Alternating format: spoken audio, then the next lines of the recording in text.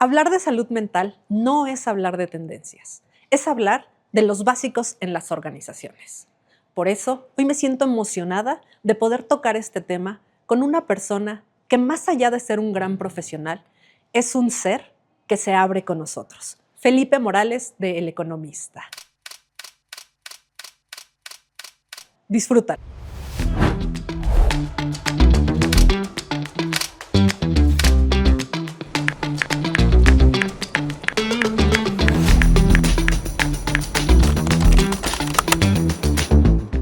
Buenos días, buenas tardes, buenas noches a todos los que nos están escuchando. No importa el lugar desde donde estés, es para mí un honor darles la bienvenida a esta segunda temporada de Top Talents, el podcast de Brivé Soluciones. Estamos arrancando con manteles largos, pero antes de arrancar con esta segunda temporada, me gustaría que me escribieran para platicarme qué les encantó de la primera temporada. Yo fascinadísima con el tema de Crayola, Televisa, que ha sido una charla súper amena en la que hemos entendido el rol de la persona atrás del profesional. Y esas son las conversaciones que personalmente me atrapan.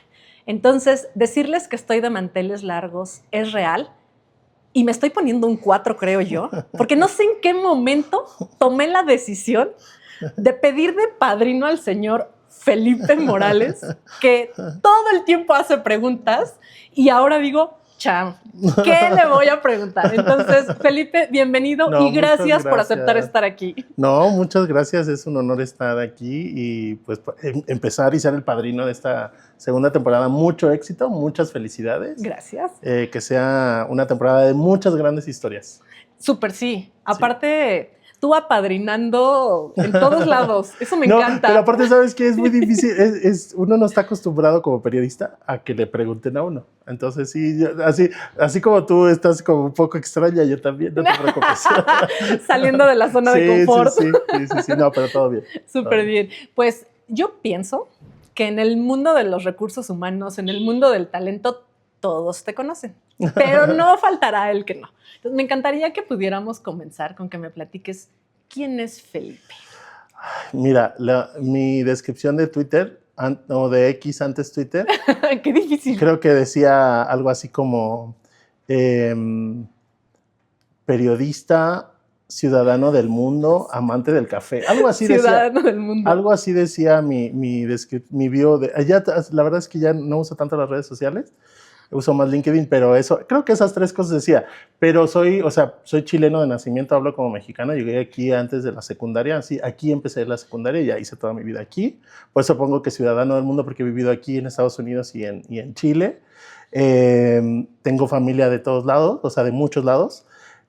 Así que por eso digo ciudadano del mundo, amante del café, porque sí, la verdad es que no sé si podría vivir sin café. Quítenme todo menos del café. Y periodista de profesión, me encanta mi profesión. En eso, un tiempo estuve un poco en la academia, fue mi salida un poco del periodismo, involucrado pues de otras formas, pero el periodismo siempre ha sido mi pasión. Sí. Así que sí, esas tres cosas creo que son las que me describen. Me he leído tu biografía y a mí me pareció impresionante porque no lo sabía, sino lo acabo de conocer de ti, que empezaste siendo becario en El Economista. Sí, empecé como becario. Fíjate que tuve la fortuna de que en ese momento la directora era Patricia Mercado y ella fue mi maestra en la Escuela de Periodismo Carlos Septién. Y ella solo dio clases un semestre a un grupo. Okay. Y yo tuve la fortuna y bendición de ser su alumno, ¿no? Hicimos un proyecto de final del semestre que era hacer un periódico, entonces nos dividió a todo el grupo como en una redacción, nos dividió en secciones, reporteros, editores, todo, y lo imprimimos de verdad, o sea, lo diseñamos y lo imprimimos de verdad. Entonces yo iba al Economista a diseñar las páginas, ya que me mandaban todos mis compañeros, era como el formador, y ahí fue como mi primer contacto con El Economista. Terminó el semestre, ese fue el semestre de verano, y por ahí de septiembre me llama y me dice, oye, ¿quieres trabajar aquí en El Economista? Y yo dije, sí, pero yo no sabía qué era, ¿no? Y fui y me dijo, mira, pues eso, tengo una vacante de becario y pues ¿te interesa o no? Y yo dije que sí, todavía estaba yo en el último año de la escuela Y así que ahí empecé como política, fíjate, o sea, ni siquiera en mis planes estaba ni el capital humano ni las finanzas, porque después fui reportero de finanzas, primero de política, luego de finanzas, y ya luego en mi regreso al economista, ya cuando me invitan en 2019, me habla Luis Miguel González, que es el director ahora, me dice, tengo un proyecto que me gustaría presentarte que se llama Capital Humano, ¿no? Y yo, ok, fui y todo, y cuando salí de la entrevista con él, lo primero que googleé fue, ¿qué es Capital Humano? ¿No? Ok. Entonces, sí ha sido como mi bagaje por el periodismo, del periodismo político al financiero y al de Capital Humano. Pero te has adaptado muy bien en el tema de capital humano. No me quiero meter todavía ahí. Sí. Platícame cómo ha sido ese brinco, porque tú soñabas con ser periodista, tú soñabas con hacer lo que hoy estás haciendo. No sé, yo siempre digo que el periodismo me encontró en el camino, porque no tengo la noción exacta de que yo quería ser periodista. Quería estudiar ciencias de la comunicación porque me atraía todo el mundo de las comunicaciones, pero no estaba seguro de que quería ser periodista. Y por diferentes personas que conocí en esa etapa de formación, antes de entrar a la universidad, supe de la Escuela de Periodismo Carlos Septién. Aparte coincidió que ese año hubo una huelga muy grande de la UNAM. Uh-huh. Entonces mi papá me dijo, la UNAM no es alternativa, ¿no? No es alternativa. Al final hubiera sido alternativa porque, digo, te hubieras podido esperar, pero el temor era, ¿y si esto sigue? Y no puedes entrar a la universidad, ¿y si se alarga? Y entonces en ese periodo conocí a algunas personas que como que coincidió que todos me recomendaron la Carlos Septién. Entonces fui y esa era escuela de periodismo solamente, ¿no? Entonces fui y ahí, pues ya, hice el examen de admisión, quedé. Entonces, siento como que el periodismo me encontró en el camino, ¿no? No tengo una noción clara de que eso era, pero obviamente al mirar hacia atrás digo, era lo que tenía que hacer, ¿no? Mi mamá dice que yo desde niño me sabía los chismes de toda la cuadra, ¿no?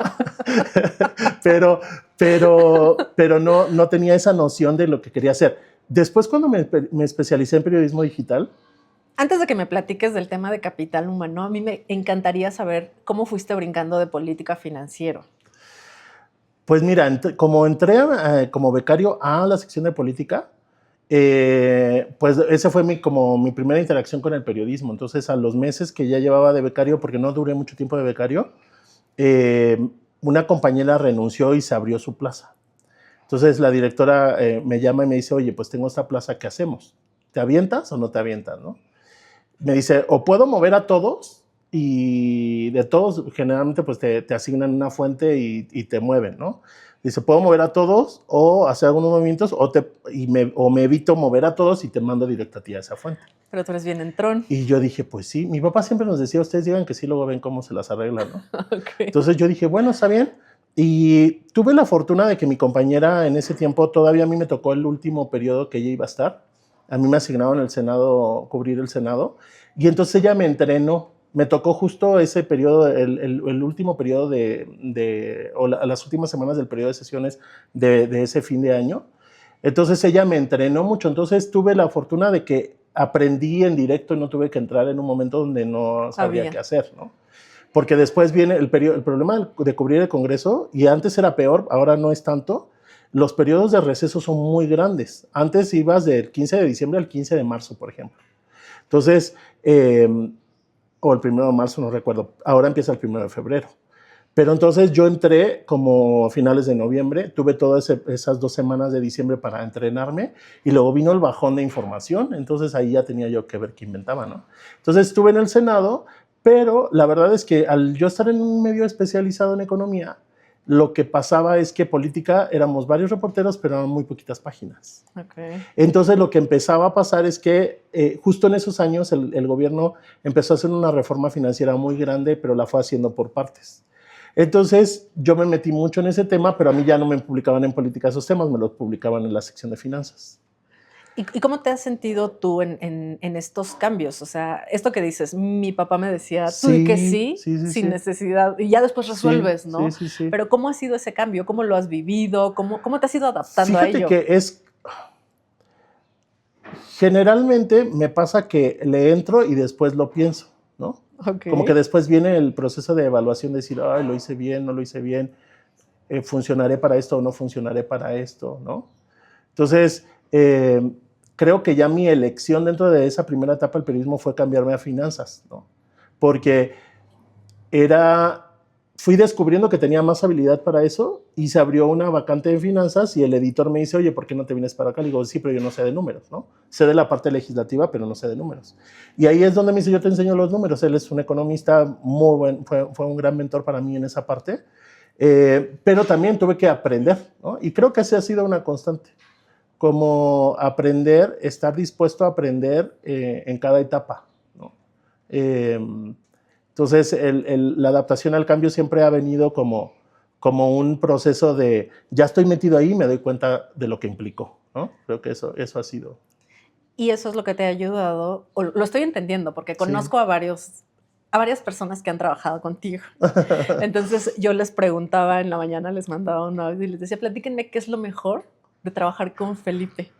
Entonces, ahorita escucharte describir esto es lo que ellos platican de ti. El acompañamiento, el estar, el reconocer, el hacer que su trabajo valga por lo que ellos son. Sí, sí, sí. Y es que al final creo que eso reduce la expectativa un poco, porque el gran problema cuando empiezas sobre todo un trabajo es que la expectativa, si tienes una expectativa muy grande, te puede generar mucha frustración, porque en el principio, cuando tú estás empezando un nuevo rol... ¿Pero hablas de la expectativa de la persona o de tuya, la empresa? La tuya, ¿no? Porque tú quieres entrar a cubrir el rol inmediatamente, ¿no? Sobre todo si tienes que entrar en un tren que ya está avanzando. Creo que es diferente cuando entras en un proyecto que todos empiezan de cero, ¿no? Como nos pasó con Capital Humano, por ejemplo. Que ahí le fuimos dando forma a todos juntos. Pero en el otro proyecto tienes que saltar al tren que ya está moviéndose y pronto dar resultados. Entonces, creo que en mi caso, como no estaba tan consciente de los resultados, hoy en día el periodismo ha cambiado mucho y los números, tenemos que estar mucho más conscientes de las métricas de nuestros resultados. Entonces, eso te genera una presión mucho más grande que antes no teníamos, ¿no? Antes era, ¿trajiste el tema que necesitaba o no? ¿Ganaste la nota o no? Esa era la premisa anteriormente. Entonces, en la medida que tú ibas ganando información y que la gente te empezaba a soltar información, era como la medida en la que tú podías decir, me está yendo bien. Claro. ¿No? Y el cambio hacia el capital humano ahora sí, porque entiendo que esto es algo que formaste desde cero. Pues mira, estuve 7 años en un lapso que estuve fuera del Economista. Yo salí del Economista justo antes de 2000, antes de que yo cumpliera 30, hoy tengo 46, cuando cumplí, antes de a los 29, no tuve una crisis, pero más bien yo dije, quiero dedicarme a esto toda la vida. O sea, porque yo desde el último año de la universidad estaba ahí, ¿no? Entonces era como, ay, no puedo viajar lo que yo quisiera. En ese tiempo, pues teníamos muy poquitas vacaciones en la ley, ¿no? Entonces no podías realmente dedicar mucho tiempo a viajar si querías. Y yo dije, quería disfrutar, ¿no? Entonces me fui del Economista. Justo vino para la gente que no está viendo, que a lo mejor es muy joven, a lo mejor no se acuerda, pero para los que ya tienen más memoria, vino en 2009 la famosa gripe porcina, ¿no? Y justo ese fue mi lapsus para salir. Dije, me voy. Tenía una amiga que trabajaba en Aeroméxico en ese tiempo y me dice, ella me había conseguido los boletos y me dice, si no te vas mañana, yo ya había renunciado al periódico, pero me dice, si no te vas mañana, esto se va a saturar, las aerolíneas no van a tener espacio. Entonces, como eran esos boletos sujetos a cupo, así que pues dije, bueno, me voy. Y entonces llegué, hice mis maletas y me fui al día siguiente. O sea, es lo que te digo, de repente lo voy a hacer. Lo hago y después como que digo, ay, mira lo que hice, o sea, entonces no tuve ni tiempo. Mis amigos me hicieron una despedida del Economista en ese momento, al día siguiente me iba. O sea, yo hice mis maletas, fui a la despedida y al día siguiente yo estaba en el aeropuerto. Entonces, son ese tipo de cosas que ni piensas. En ese momento la preocupación era no contagiarte de la famosa gripe porcina, ¿no? Luego, en 2000, o sea, ya estoy un lapso fuera. De ese lapso me fui a Chile porque dije, no puedo ser que soy chileno y no he conocido realmente mi país, porque yo salí a los 12 años. Y me dediqué a viajar. Estuve 6 meses en Chile, había ahorrado, entonces viajé y ahí salté a Estados Unidos, estuve trabajando allá un tiempo. Pero cuando regreso en 2017 a México, 2016-2017, estuve en un periodo de tiempo sin trabajo, luego entré al Heraldo de México. Y cuando estaba en el Heraldo, ahí me escribió Luis Miguel González, nos intercambiamos algunos correos y me dice que de este proyecto. El proyecto ya había iniciado cuando yo llegué, ¿no? Okay. Estaba Gerardo Hernández, que tú lo conoces muy bien. Muy bien. Y estaba Blanca Juárez, que es una querida amiga también que hoy está en otro medio, ¿no? Sí. Y eran ellos dos. Y el editor que estaba, que había formado el proyecto, se había ido, duró muy poquito tiempo. Entonces ellos llevaban unos meses ahí. Realmente el proyecto estaba así como muy en pañales. Y me invita a Luis Miguel y como te decía, o sea, yo dije, ok, está bien. Y salí yo recuerdo perfectamente salir de las instalaciones del Economista mientras caminaba hacia la parada del autobús e ir googleando qué es capital humano, porque él nunca me dijo nada, ¿no? Me dijo, solo es un micrositio, en ese tiempo se llamaba Factor Capital Humano y solo es capital humano. Y yo dije, ¿qué es capital humano? Y ahí me di cuenta que era la forma fancy de decirle recursos humanos ahora, ¿no? Pero no tenía idea. No tenía idea de qué notas se hacían, no tenía idea cómo se cubría. Era muy incipiente, realmente no había, los medios se cubría o como carrera, ¿no? Pero la fuente laboral era, antes de eso, la fuente laboral era o cubrías sindicatos y tu cobertura era huelgas, sindicatos, negociaciones contractuales y ya, eso era lo que cubría la fuente laboral. Entonces no existía realmente una fuente laboral como tal, ¿no? O sea, enfocada a capital humano. Y ahí es ya la parte donde pues como equipo la fuimos construyendo, ¿no? Fuimos ¿En qué momento te diste cuenta que el mundo laboral, como lo conocemos hoy, tiene un impacto? Porque ha venido cambiando y te han tocado cambios muy fuertes. ¿Sabes qué? Yo creo que a medida que las cosas empezaron a funcionar, el problema, cuando empiezas un proyecto digital nuevo, es realmente es picar piedra porque como te decía hace rato, nuestras métricas pues son cómo le van las notas. Pero los buscadores, y así funciona en todos los contextos, los buscadores pues no te replican si tú no eres un medio autorizado y si ellos no consideran que tienes la cantidad de notas suficientes y la autoridad suficiente para hablar sobre un tema. Claro. Entonces, la primera etapa de cuando tú creas un medio de comunicación desde cero, porque nosotros en ese tiempo éramos un micrositio, pero estábamos fuera del Economista, entonces era notas. Yo recuerdo 2 momentos específicos cuando me di cuenta que ya empezaba a funcionar. Me acuerdo que una vez Coparmex sacó un ranking que ya no tiene, pero lo tenía en esos años, entonces hablando de 2019, 2020, que eran los mejores estados para trabajar en México. Okay. Y lo sacaba creo que trimestral con los datos de la ENOE. Y me acuerdo que la primera nota, yo siempre medía, pues en Google Analytics vas viendo cómo le va a tu sitio y ya tenía una medida, pues a tal hora tendremos que ir por acá, más o menos acá, para que fuera un día promedio, ¿no? Entonces yo entraba 2, 3 veces a Google Analytics en el día, veía cómo vamos. Y recuerdo ese día en la mañana que entro y estaba disparado, ¿no? Fue la primera nota con la que pegamos, ¿no? Entonces ahí me di cuenta que ya nos están empezando a considerar los buscadores, ¿no?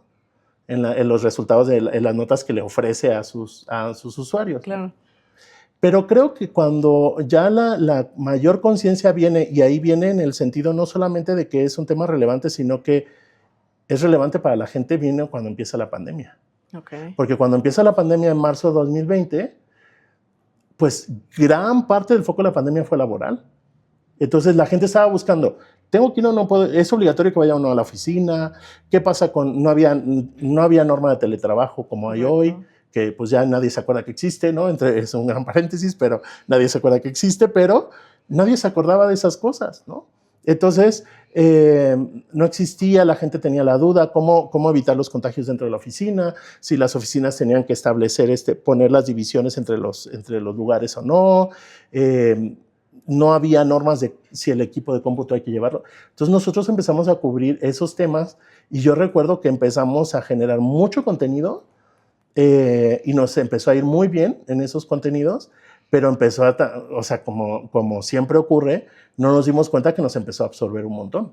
Porque entonces la gente está buscando esto, vamos a generar la información y estábamos todo el día generando notas respecto a lo que la gente estaba buscando. Y eso, pues quieras o no, nos ayudó como para generar esta autoridad que en el entorno digital tienes que tener. Tienes. Y que hoy, a lo mejor hoy tenemos ya como más nombre, ¿no? Pero en ese momento tienes que construir la autoridad digital, que es lo que te va a permitir que tus contenidos pues vayan pasando de redes, que la gente los comparta, ¿no?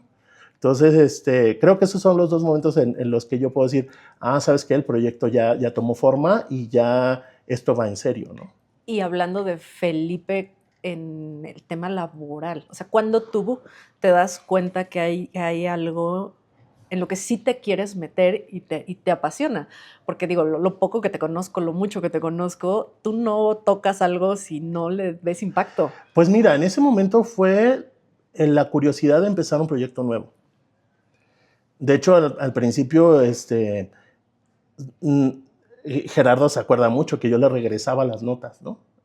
Porque yo decía, no, es que no quiero que hagamos un periodismo soft pues, qué cosita. No, vamos a la profundidad de las cosas, hay que buscar los testimonios.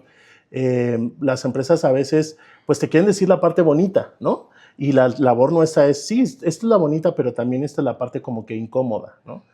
Entonces creo que en la medida que eso fue ocurriendo, me permitió ver a través de ellos el resultado del trabajo que estábamos haciendo. Me decía Hugo Valenzuela, que es el coordinador de toda la parte del impreso del periódico, él me decía, me dijo un día, es que creo que le diste un enfoque duro a Capital Humano que no tenía, porque se juntó con un gran periodo de reformas laborales, ¿no? Entonces, ¿quién escribía de las implicaciones de la reforma? Nadie. O sea, los medios en general escribían cuando se aprobaba una reforma y ya. Nosotros empezamos a desmenuzarlo, a ir al detalle, ¿no? Sí, de hecho, algo que me gusta mucho de tus notas es la relación que haces entre los indicadores duros, claro, y la cercanía o la emoción con las personas. Claro. Que haces esa conexión no para señalar, sí, sino más bien cómo ayudo a la gente a transformarlo. Sí. Y eso me lleva a tu conexión con el tema. Estoy cachando de dónde viene tu pasión por la salud mental. Sí. Bueno, fíjate que el tema de la salud mental coincidió con la NOM 035, ¿no? Sí. Justamente un día yo estaba viendo de que venía una NOM, o sea, que porque a nosotros nos pasó de noche esa NOM, ¿no? Estábamos justo, el proyecto estaba agarrando fuerza, y un día yo leo y digo, oye, esto tiene un montón de implicaciones, y le digo a Gerardo, ¿sabes qué? Hay que hacer algo sobre ese tema, ¿no? Se venía pues la entrada en vigor de la NOM, y justo, o sea, digo, a nosotros como equipo no nos tocó cuando se publicó la NOM, pero sí ya nos tocó cuando entró en vigor. Y entonces ahí fue como mi primera interacción con esos temas, pero se junta con una necesidad personal de respuesta ¿no? Porque sí era como sí a nivel organizacional, a nivel informativo, cumplir el rol como medio de comunicación de decirle a los lectores, a las empresas, sabes que estas obligaciones tienes ahora, pero a la par era Felipe la persona batallando con su propia salud mental, ¿no? Entonces, identificando, como haciéndose más sensible de qué es lo que estás pasando, por qué estás experimentando estas cosas, ¿no? Y entonces se da esa combinación de ambos temas, ¿no? Pero creo que cuando yo empecé a interiorizar el tema de la salud mental en Felipe, fue que empezó a crecer el interés por difundir mucho más, ¿no? Sobre todo como hombre, que nos dicen, no, pues eso es ¿quién no, los hombres, o sea, esas cosas que hay que trabajar y hay que seguirle adelante, ¿no? Y le pasa mucho a los directores generales, ¿sabes? ¿Sí? Directores generales, directores de recursos humanos, que hoy siguen siendo la mayoría, prefieren guardarse esos temas. Prefieren no tocarlos, prefieren por encimita decir, lo que sigue. ¿Cómo ha sido eso en tu día? El sí externarlo, el sí vivirlo, el sí contarlo. Mira, a mí me pasó, yo escribí de eso, no había escrito sobre ese tema, me escribí de eso hace poco, y claro, para los que lo vivieron era como, sí, cierto, ¿no? Pero los que no, pues era como, mira, a Felipe le pasan estas cosas. Porque cuando yo cambio ya de Capital Humano a hacerme cargo de la parte digital del sitio, que fue ya en enero de 2024, pues ya estamos en la junta con todo mi equipo, ¿no? Estaba todo el equipo nuevo, eran 20 y tantas personas ahí, y yo cuento ahí en ese texto que escribí que estaba Gerardo de este lado y Blanca de este, ¿no? Porque pues eran los únicos que no, o sea, yo a todos los demás los conocía, pero nunca había, pues era la primera vez que me sentaba con ellos como su jefe, ¿no? Luis Miguel ya había tenido una reunión con nosotros para dar las reglas generales y él ya había salido de esa reunión.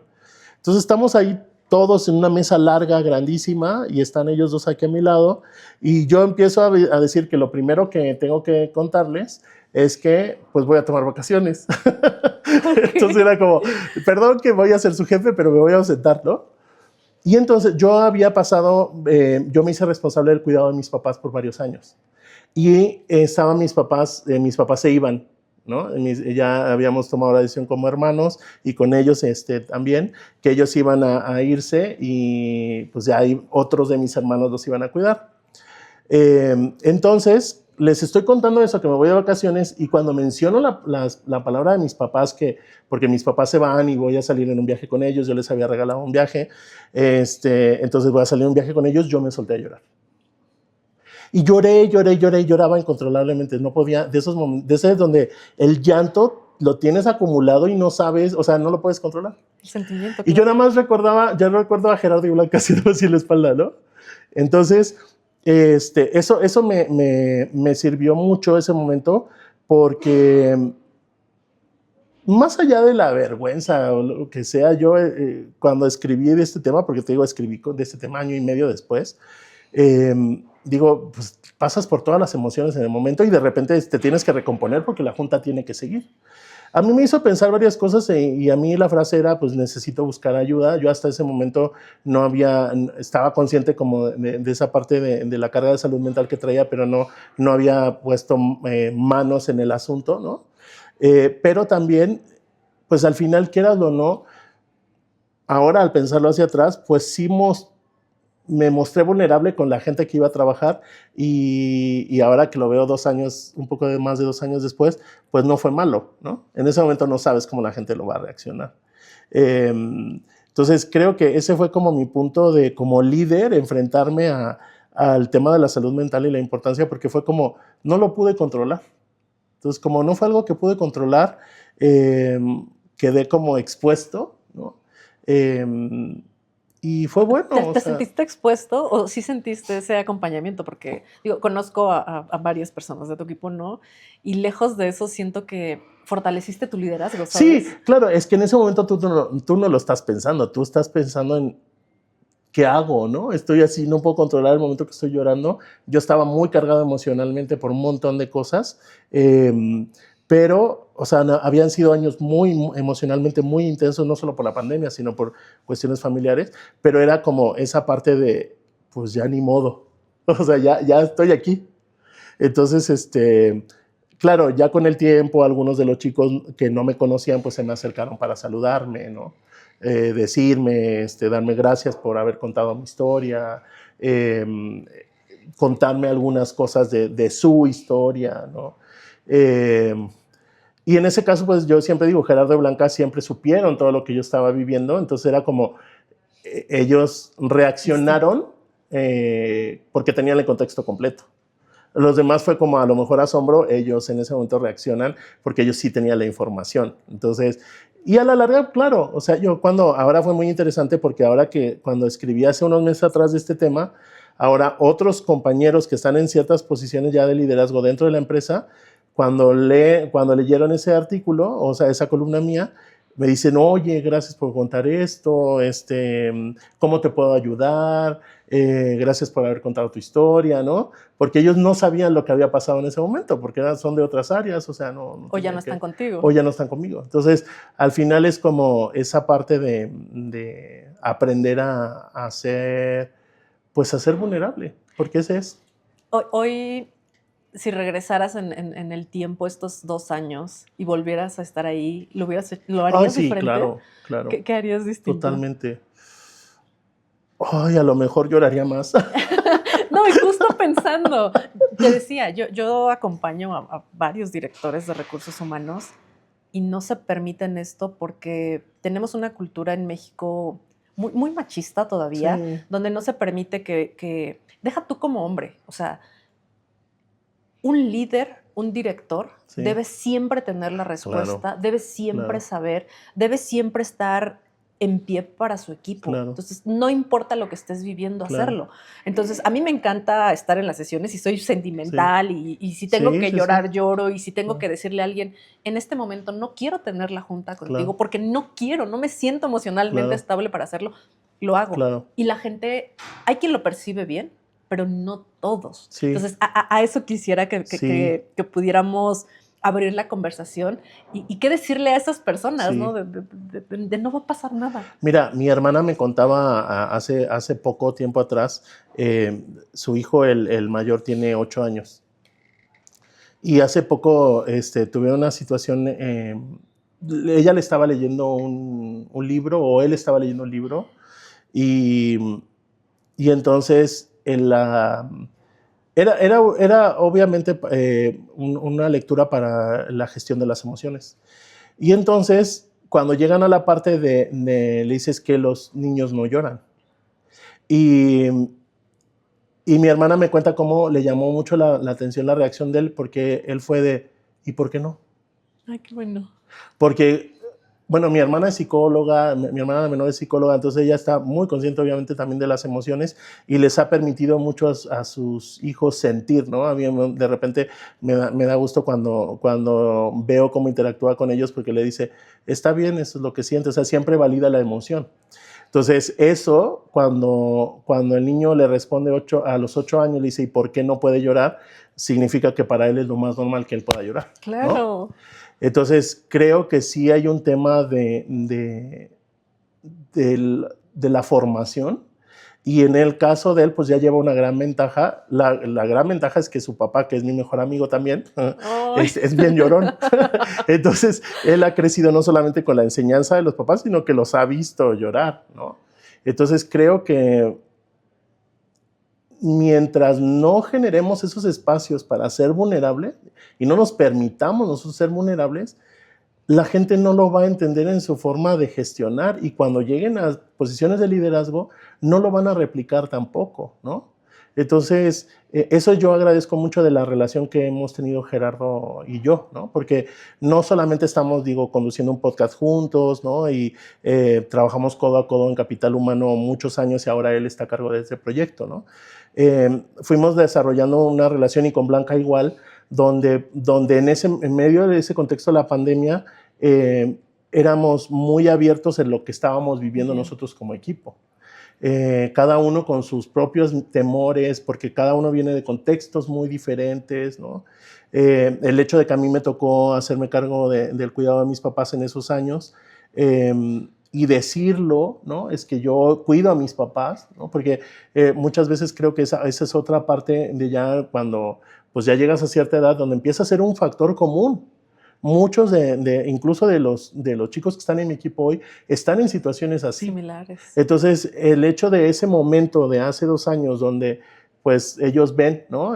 Mi carga emocional por el cuidado, por lo que implicó el cuidado de mis papás, pues eso les permite a ellos hoy ver que están en una situación parecida, y me pueden decir, oye, fíjate que mi mamá tuvo este accidente, ¿no?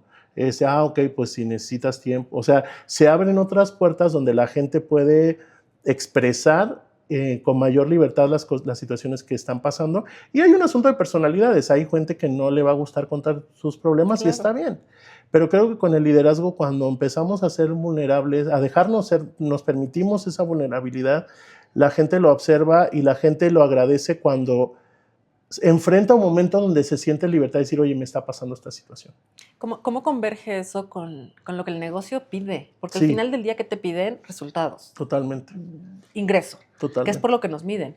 Entonces, te decía, ¿no? A mí la referencia que me dan de tu liderazgo, pues está enfocado mucho en, está padre el número, pero ¿cómo te sientes? Sí. Y entonces, ¿cómo converges con eso? Porque de repente pareciera que si te importa el número, no te importa la persona. Sí, creo que en parte es porque, bueno, mi jefe tampoco me presiona tanto por los números, ¿no? Y a lo mejor me van a estar viendo personas que van a decir, ahora me explico muchas cosas, o ya lo saben, pero es como... no es que no me preocupen los números, ¿no? O sea, creo que los números vienen. Hemos tenido muy buenos momentos de números, hemos tenido momentos que no. El ecosistema de los medios de comunicación está viviendo una crisis muy grande, porque finalmente Google, por ejemplo, cambió las reglas de cómo te mide. Entonces, antes lo que era un éxito, ahora puede pasar desapercibido, ¿no? Y ni siquiera hemos terminado esa transición de saber qué realmente hacer. Entonces, cuando llegas a esa incertidumbre de qué saber, no sabes qué hacer, bueno, regresamos a lo básico de lo que nosotros hacemos es hacer bien nuestro trabajo, ¿no? Y lo hacemos bien, lo hacemos de calidad. Yo siempre le digo, aunque la nota apueste por un clic, tiene que ser una nota bien hecha, bien fundamentada y nada de engañar a la gente para que llegue a nuestra nota con titulares falsos y cosas así, ¿no? Y eso es algo que tenemos como equipo regla. y como medio en general muy arraigado. Pero sí soy muy de gente. Entonces, a mí me interesa saber cuántos hermanos tienen las personas de mi equipo. No con todo se da porque hay un asunto de afinidad, Claro.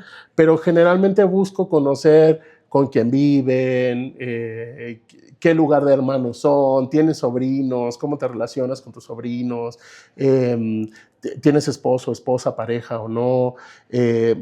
No por chismes, sino porque eso te permite saber pues, el contexto de las personas, ¿no? O sea, y estar preparado para cuando se presenten ciertas circunstancias, ¿no? Hoy en día, por ejemplo, hoy el gran tema que tenemos hoy como organización es necesitamos hacer que la gente tome sus vacaciones. Ok. Y entonces es, ok, ¿cuándo vas a tomar vacaciones? Justo hoy estaba hablando con una chica, ¿no? Me dice, voy a tomar tantos días de vacaciones. Y le digo, ¿y cuántos te quedan del año? No, pues tantos, pues tómalos todos juntos. Ah, ok. Le digo, y regresa hasta la fecha, ¿no? Y entonces me dice, ah, ok, sí, está bien. Entonces, pues al final salió con más días de vacaciones de los que venía pidiendo, ¿no? Pero porque ahora estamos con esa presión de la gente no está tomando sus días de vacaciones y necesitamos, como organización, tener esa cultura de que la gente realmente tome sus días de vacaciones. Entonces, y eso parte también por nosotros, ¿no? Yo el año pasado, por ejemplo, casi no tomé vacaciones porque tuvimos un año muy cargado con muchos proyectos y entonces yo digo, bueno, pensando a mi jefe, le digo, el día que me decía lo de las vacaciones, le digo, bueno, entonces yo voy a tomar vacaciones, ¿eh? Claro. Yo nunca he estado peleado con eso, nada más que el año pasado no se pudo. Entonces, creo que ahí es donde, al final, los días que me toca hacer trabajo en la oficina, pues se da mucho la interacción con las personas que están ahí, llegan a preguntarme cosas y al final, pues, es una habilidad natural, creo, y se va dando, pues, esa conversación con las personas y me gusta saber. Y es congruente con lo que escribes, con lo que vives, con lo que haces, Claro. porque también algo que me platicaban de ti es que te encanta el tema de o sea, la agenda laboral, todo eso Sí. es así como... No, yo soy súper ordenado. Yo, o sea, no soy obsesivo, pero soy muy ordenado. Soy un poco distraído, entonces ahora le digo, oye Siri, recuérdame tal día tal cosa, ¿no? Porque entre tantas cosas se me va a olvidar. Entonces, me he sido mucho más organizado con eso, pero sí tienen que entregar sus agendas, sabemos lo que van a hacer, cada semana tratamos de tener claridad de las cosas, ¿no? Eso no quita, o sea, la otra parte, ¿no? Pero sí nunca había dirigido un equipo tan grande, son más de 30 personas, ¿no? Con algunos tengo una relación más cercana que con otros por el tema de, no solo de afinidad, sino de, pues a veces coincidimos más en la oficina que con otros, ¿no? Pero trato de mantener una relación cercana en la medida de lo posible con todos, ¿no? Ok. Y bueno, brincándonos al tema de las bonitas reformas laborales que hoy tenemos, porque digo, algo que estamos peleando es las vacaciones, Sí. las 40 horas, yo sigo incrédula con el tema del agua que tiene que haber en la oficina, la ley silla, o sea, son cosas que nos han venido a poner en un contexto que habíamos normalizado. Sí. Y que estaba tan normalizado que hoy nos parece extraño que la gente en el supermercado tenga una silla. Sí, claro. ¿Cómo has vivido ese proceso con tu Fíjate ser? que es muy reconfortante esa parte, porque en muchos momentos, por ejemplo, el tema de las vacaciones, nosotros nos metimos mucho antes de que existiera la reforma, a generar conciencia de en México no hay suficientes vacaciones, hacíamos notas de comparativos con otros países, ¿no? Y ese tema sí en particular, yo sí puedo decir, nosotros estuvimos en ese tema antes de que surgiera la agenda pública, ¿no?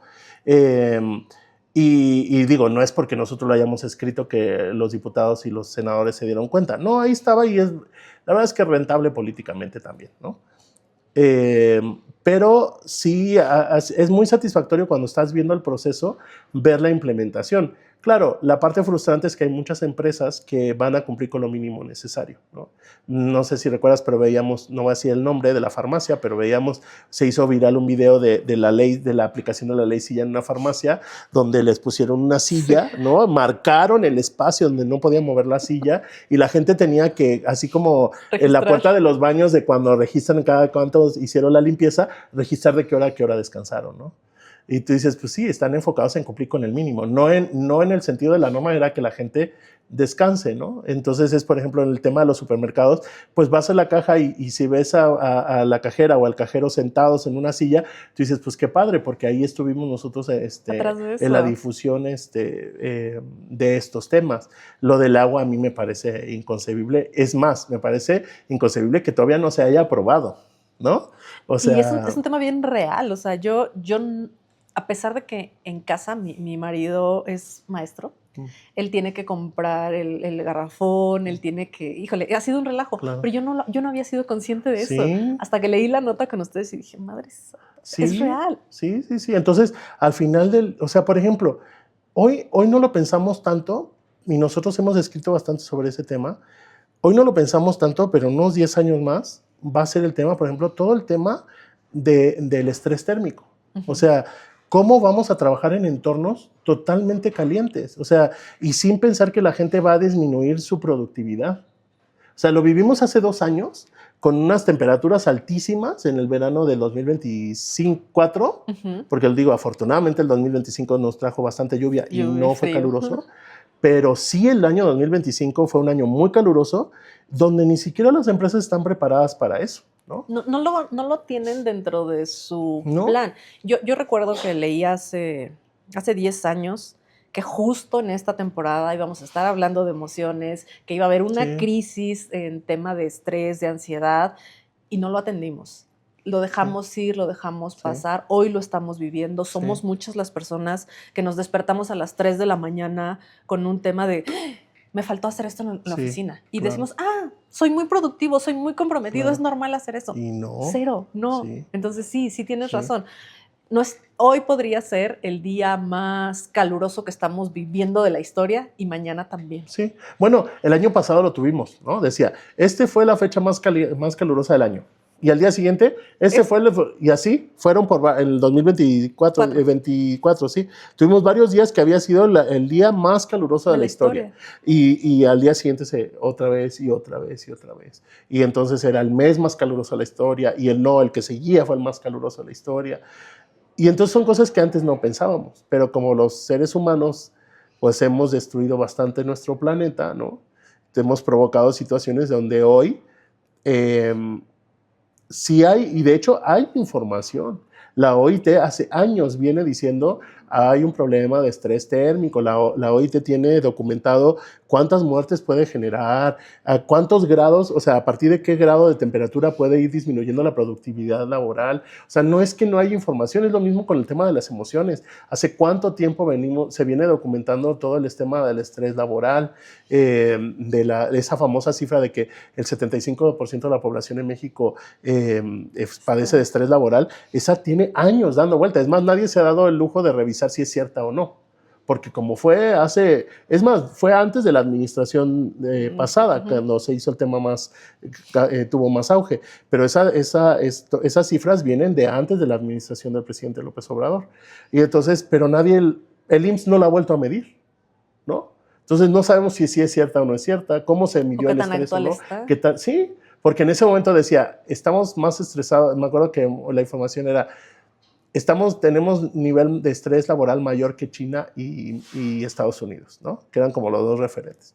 Entonces, claro, ¿qué factores inciden? O sea, entonces en 10 años más, cuando estemos, cuando las empresas estén oponiendo a medidas para aislar el calor de las oficinas, no pueden decir que no sabían. Claro. Es lo mismo con el tema de ahora de la jornada laboral.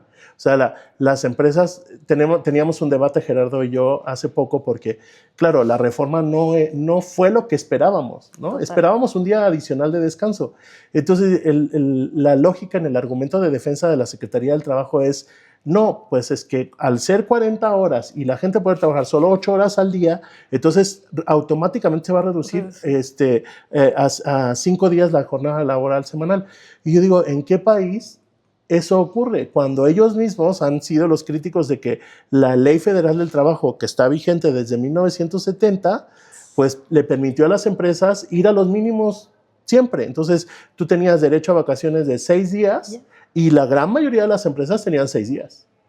Tenían que llegar las empresas transnacionales para que entonces ellos eran los que tenían 20 días. Los bancos tenían otro sistema de vacaciones, las empresas sindicalizadas, pero tienes el 15% solamente de los trabajadores sindicalizados en México.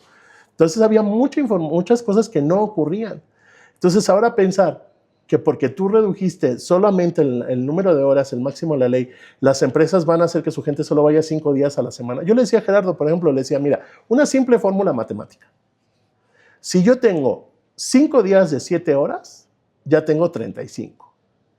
Los hago ir el sexto día, llámese cual sea, 5 horas. Y ya estoy cumpliendo la ley. Le digo, y te aseguro que muchas empresas van a operar en eso, porque ellos dicen, no, es que lo que logró la reforma era reglamentar el tiempo extra. Sí, pero todos sabemos que las empresas le han dado la vuelta al pago incluso al tiempo extra, ¿no? Te tienes que quedar y te tienes que quedar y nadie te lo paga, ¿no? Entonces... Te lo miden en compromiso. Exacto, sí, es parte de ponerte la camiseta, ¿no? Entonces, creo que esa fue por más información que hubo, esa fue una reforma, por ejemplo, que no, al final, es un gran avance en el papel, pero dudo que se convierta en un gran avance en la práctica, ¿no? ¿Qué es lo que sucede con la mayoría, no? Norma 35, 37, sí. O sea, todas las reformas, desde mi perspectiva, están ayudando, están impulsando, porque realmente nunca se había hablado de temas psicosociales en las organizaciones. Sí. Era evitado, era evadido, era señalado. El tema del home office hoy en día, hay cosas que las empresas están haciendo para saltárselo, pero se están poniendo sobre la mesa. A mí me parece interesante que lo pongamos sobre la mesa, que el gobierno sea quien haga el señalamiento. Siento que nos queda de ver mucho todavía, pero medios como ustedes que lo están impulsando con datos. Sí, esa es la parte importante. ¿Qué es lo que nos hace falta en el área de recursos humanos? Yo sigo haciendo ese señalamiento de que la operación nos come tanto que no hay la posibilidad de hacer un análisis real y poder poner frente a los directivos, porque lo que les interesa es el número. ¿Cuánto impacto tiene que la gente se salga y se fume un cigarro? Sí. ¿Cuánto impacto tiene que tengas a 30 personas tomando una capacitación porque quieres reforzarla? ¿Cuánto impacto tiene en número que tú hagas A o hagas B? No hemos llegado a ese nivel. Sí. Y ahí creo que el primer ejercicio fue la pandemia, ¿no? Uh-huh. Porque Recursos Humanos tenía que ver si primero la gente tenía internet en su casa. Y eso ya te da información, ¿no? Si tenía un espacio idóneo para trabajar en su casa.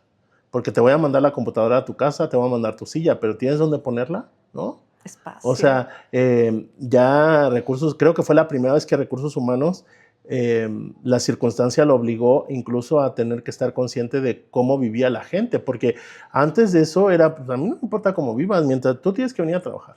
Limpio, bañado, con tu uniforme, si usas uniforme o no, lo que sea, pero fuera de lo que pasa en la horario de oficina no importa mucho, ¿no? Con la pandemia era, sobre todo los trabajos que tenían que hacerse a distancia, era ¿se puede o no se puede? ¿No? Nosotros teníamos personas en nuestro equipo que decían, es que yo tengo muy mal internet en la casa, entonces yo voy a ir a la oficina. Ok, entonces tú estás dentro de los que van a estar en la oficina, ¿no? Mi compañero de foto, por ejemplo, ¿no? La carga, o sea, tengo que cargar muchas imágenes a lo largo del día, ¿no? Entonces necesito un ancho de banda, entonces yo me quedo en la oficina, ¿no? Entonces, pero ahí creo que fue el primer ejercicio donde te empiezas a dar cuenta de ese tipo de cosas, ¿no? Por ejemplo, antes si a la gente la asaltaban o no en el camino al trabajo, pues no quedaba de ser una anécdota más dentro de la operación cotidiana. Hoy ya es un factor de riesgo psicosocial, si es que se documenta y si es que la empresa tiene pues una medición de estos riesgos, ¿no? Pero ya por lo menos ya es un factor de riesgo. O en el caso de las mujeres que viven violencia doméstica, ya es un factor de riesgo psicosocial y debería ser considerado como tal dentro de las mediciones que hacen las empresas, ¿no? Entonces ahí se va poniendo cierta luz en cosas que a lo mejor antes no eran relevantes, ¿no? Por eso me gustan estos espacios, por eso me gusta que las personas que tienen relevancia puedan hacerse notar con este tipo de datos, porque sigue siendo un tabú. O sea, Sí. realmente me encanta entrar a LinkedIn, me fascina porque la mayoría de los que estamos ahí siento que estamos en ese otro nivel del trabajo, pero me volteo a Facebook y me doy cuenta, ¿no? Con estas publicaciones híjole, y platícame la última mala historia que te hizo pasar tu jefe. Claro. Entonces son 2,000 comentarios, Felipe, en el Sí. cual dices, ¡ay, Dios, esto sigue sucediendo! Sí. Entonces las empresas en México, Latinoamérica, somos la mayoría, el 80%, no sé, tendrás mejor el dato, Sí. familiares, Sí. en crecimiento, donde todo esto sigue siendo un sueño por alcanzar. Sí. Sí, es lo mismo, por ejemplo, ahora que nos enfrentamos a las nuevas obligaciones sobre violencia laboral de género, sí. ¿no? Tú te enfrentas a situaciones donde las transnacionales, pues ya tienen protocolos implementados incluso porque en sus matrices así funcionan, Claro. ¿no? Pero no estamos conscientes de eso en el día a día, ¿no? De qué es violencia y qué no es violencia.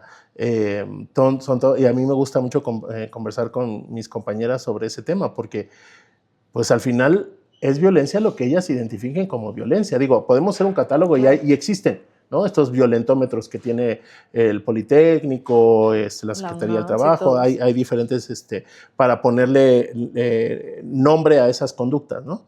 Pero hay cosas que tú no consideras, ¿no? Justamente hablábamos sobre el tema, ¿no? De el hecho de un hombre ponérsele enfrente a una mujer para que no pase, ¿no? Vas saliendo a la oficina, te cruzas y de broma no la dejas pasar, pues es un acto violento, ¿no? A lo mejor uno lo tomaba de broma, pero es un acto violento.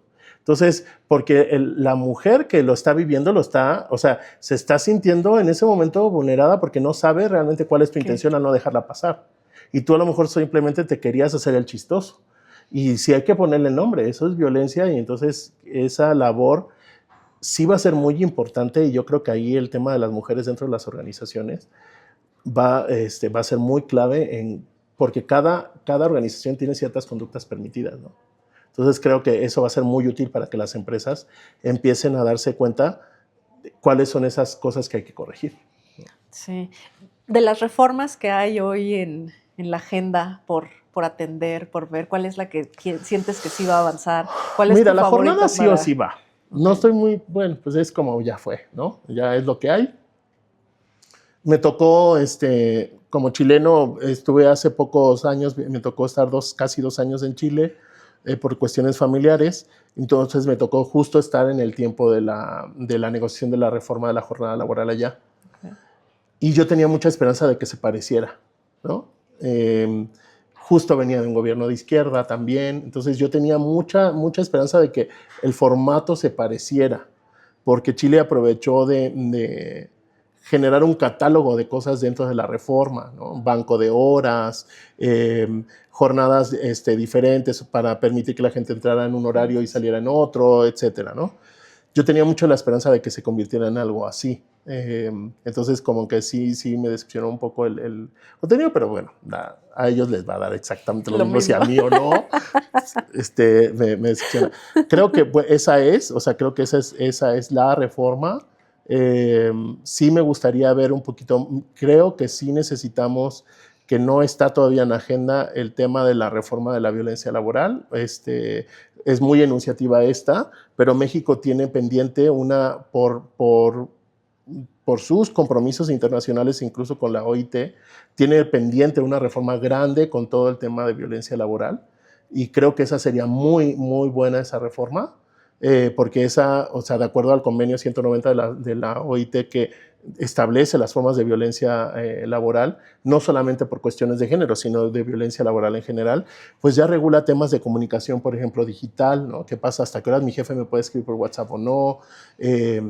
Todos estos contextos que hoy no están establecidos en la ley, y creo que esa es una reforma que se está empujando de algunos ámbitos, que todavía el Congreso no se ha puesto las pilas a pesar del compromiso que tiene con la OIT, pero creo que esa todavía no está, pero esa creo que sería un gran aporte, y que es una de las que me gustaría ver ya en acción, ¿no? ¿Qué opinión tiene para ti ahorita el tema del CICAL, por ejemplo? Mira, creo que sí reconozco que la Secretaría del Trabajo ha hecho, era como decías tú hace rato, ¿no? Hemos hecho muchas reformas, pero realmente la autoridad no tenía dientes para poder inspeccionar. Y sigue siendo un gran pendiente, de hecho, porque hay muchos estados que ni siquiera tienen inspectores, ¿no? O los que tienen son muy pocos. Porque la gente, o sea, no lo tiene que saber la gente, pero hay empresas que son de la rama federal y hay empresas que son de la rama local. Entonces, la Secretaría del Trabajo solo puede inspeccionar a las empresas de la rama federal y los estados a los de la rama local. Entonces, depende en el sector donde la persona trabaje, pues es la empresa. Pero creo que el SICAL hasta ahora, pues suena bien, ¿no? Hay que ver a la larga si se traduce en otro tipo de cosas. Pero el hecho de que la gente tenga la oportunidad de denunciar y de que se le garantice que tiene que haber una respuesta, creo que es muy útil, ¿no? Creo que le falta tiempo para verlo madurar, pero creo que es un muy buen inicio. Ahí le reconozco mucho a Alejandro Salafranca todo el trabajo que ha hecho en reforzar la parte de las inspecciones y las herramientas que tiene la autoridad para ir a las empresas y poder hacer una visita, ¿no? Porque ese era otro tema donde se alargaba y se alargaba y se alargaba, ¿no? Entonces, que hoy las empresas no piensan que existan estas visitas hasta el momento en el que las tienen enfrente y entonces se vuelven locos para poder sacar de todos lados algo que no tienen. Claro. Algo que no tienen. Y el SICAL, o sea, yo creo que el SICAL va a ser de esos casos de que hasta que a alguien no le pase, va a tomarles la relevancia, ¿no? Sí, porque la gente no creemos. Pensamos que todavía puede haber mano negra, ¿no? Detrás de todo eso. Y también del lado del trabajador, porque a lo mejor también hay mucha duda de parte de la persona si denuncio y seguro van a inspeccionar. Si yo lo tengo bien documentado, ¿seguro van a hacer algo? ¿No? O queda la duda de voy a ser señalado, que hoy es uno de los grandes temas que frena a las personas para levantar la mano de cualquier tema, ¿no? Me estoy cambiando de empleo porque en el anterior era muy feo lo que yo vivía, pero prefiero no decirlo para no estar señalado. Hacer una demanda, ¿no? Contra la organización no lo hago porque pues quedo en el famoso buró el buró laboral. El buró laboral, ¿no? Ahorita en el SICAL se queda el registro de quién soy, qué digo. Claro. Tengo que dar todos mis datos para poder hacer una denuncia. Entonces hay como esa duda, ¿sabes? Todavía no hay tanta confianza en estos grandes... No, y por algo... Cuando se le pregunta a la gente, digo, hay varias encuestas que se hacen en los momentos del año sobre en quién confía más, ¿no? Y los políticos pues no salen precisamente en el nivel de confianza. Y por más que un funcionario pues sea honesto, un funcionario de la Secretaría del Trabajo, pues ante el ojo de la gente no deja de ser político, ¿no? La gente lo identifica, eres un burócrata y yo no confío en los burócratas, ¿no?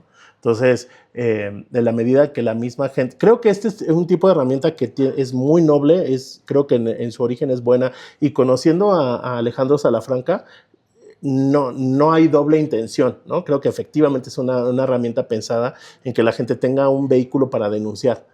Pero va a ser de este tipo de cosas donde al final la experiencia boca a boca va a ser la que va a ir dándole esa fortaleza, ¿no? Te va a decir, no, ¿sabes qué? Yo denuncié y sí pasó esto, vinieron a mi empresa y ahora pasa esto, ¿no?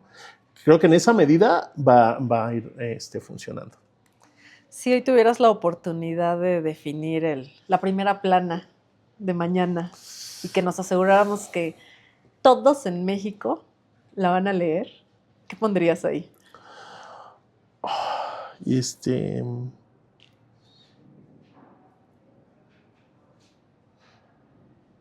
Pondría,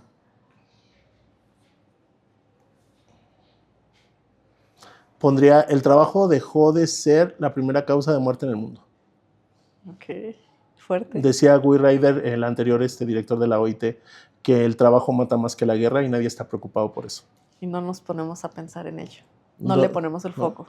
2 millones de personas al año mueren por enfermedades cardiovasculares asociadas al estrés laboral, a la sobrecarga de trabajo, ¿no? Entonces, y nadie está preocupado por eso, ¿no? Es un problema incluso para el sistema público. O sea, creo que si las mismas organizaciones y el gobierno hiciera conciencia de todo lo que le implica en gasto público, que podría ser reorientado a otras cosas, sería mucho más consciente y trabajaría en torno a. Pero para mí, en mi labor periodística del tema laboral, esa frase de Guy Ryder cuando vino a México, porque la dijo aquí, fue muy fuerte, ¿no? Y como que es de ese tipo de frases que te abren los ojos, ¿no? Y cuando él dice eso, el trabajo mata más que la guerra, creo que sí es un síntoma de cómo estamos como cultura organizacional a nivel global, ¿no? Entonces creo que ese sería un gran titular para mí, ¿no? El trabajo dejó de ser la principal causa de muerte en el mundo. Y que viene del normalizar tantas cosas como me tomo una pastillita porque me duele la cabeza, sí. Siento en el estómago algo extraño, y pues bueno, pues me tomo otra pastillita para O no me da tiempo de hacer ejercicio porque pues estoy sentado. Digo, creo que hay un tema de corresponsabilidad. Sí. O sea, al final del día, tú tienes que también hacerte responsable de ti mismo, pero sí, yo me pongo a pensar, o sea, me decía una vez, estaba platicando con alguien del tema del ejercicio, me dice, pues yo llego a mi casa a las 10 de la mañana, a las 10 de la noche, y tengo que preparar mis cosas del día siguiente porque me tengo que levantar a las 5 de la mañana. Dice, sí. Yo lo que menos quiero hacer es ejercicio. Y tú dices, pues sí, tienes razón, o sea, entonces sí. Calidad de vida. Claro, entonces al final, por eso creo que por eso es la frustración de la jornada laboral, porque sí. Al final lo que se buscaba era calidad de vida y el hecho de garantizarle a la gente un día más. Si vas a salir una hora más temprano y a esa hora hay más tráfico, pues ya, esa hora ya la perdiste en el tráfico. Sí. ¿No? O sea, ya la perdiste. Entonces, vamos a volver mucho al esquema de los años 80 y 90, donde la gente trabajaba de lunes a viernes, jornada completa, y el sábado mediodía, ¿no? Que todavía sigue ocurriendo en algunos lugares, pero que ya no es el modelo tan común. Yo creo que vamos a volver a ese, ¿no? Entonces, sí, creo que al final la calidad de vida, y hoy estamos mucho más conscientes de eso, ¿no? Y todos debiéramos empujar por eso. En la medida que la gente viva mejor, te va a dar más resultados como empresa, y tú como empresa vas a tener más utilidades, y eso ya está sumamente comprobado. Solamente hay que ponerlo sobre la mesa. Yo sí. Pienso que de la manera, me pesa decirlo así, pero hay que ponerlo en la mesa de la manera correcta, ante las personas correctas, para que esto pueda fluir como tiene que fluir. Sí. Hablando desde el sentimentalismo, hablando desde el deber ser, no necesariamente ganamos estas conversaciones. Sí. Y no está bien, pero hoy no es así. Sí. Hoy hay que poner datos para que esto tenga el cambio que estamos buscando. Sí, totalmente. Y lo que no se mide, no se puede mejorar. Entonces ahí es, como decías hace rato, ¿no? La labor de, creo que los compañeros de recursos humanos es pues estar documentando, y hoy digo, hay muchas herramientas que si tú no eres bueno en los números, pues hay muchas herramientas que te permiten medirlo, ¿no? Medir cosas y poder ir con los números de la mano, ¿no? Entonces sí es un desafío muy grande. Pues yo me quedo con ganas de más preguntas, pero estamos llegando al final de este primer episodio donde eres el padrino para darnos la patada para que esto salga muy bien. Qué honor, qué orgullo poder estar a tu lado. De verdad que admiro lo que escribes, admiro lo que haces. El tipo de eventos en el que te encuentro no son los de siempre.